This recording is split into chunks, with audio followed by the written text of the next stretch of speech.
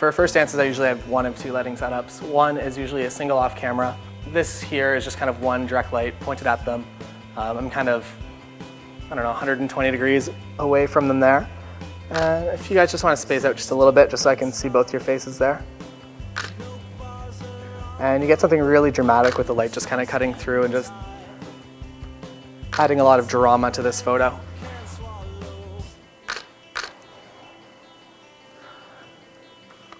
That's great.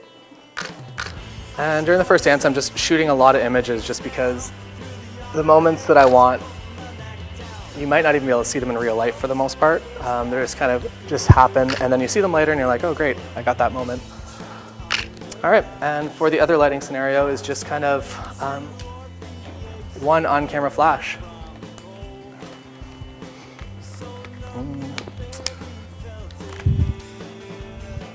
And if I'm just using one on-camera flash, usually the lighting conditions aren't too crazy ridiculous. In this case, they're not so ideal, but as long as you're kind of lighting everything properly, you can make it look really, really nice. And again, I'm kind of pointing my flash in a way that is going to kind of fall more directly on them, or I guess indirectly on them, and just nice and soft. So you can just kind of play around with flash placement and just see what's kind of going to look the best.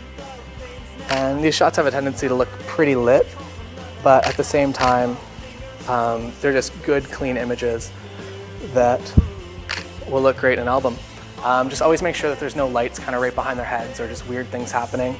And then always have your ISO up enough just so that you can kind of get some of the guests in the background lit up so you can get a few reactions. And even though sometimes that's not the most beneficial because they have to cut photos because one person in the audience is making a weird face. But it's nice to make the photo kind of more part of the day and tell more of a story.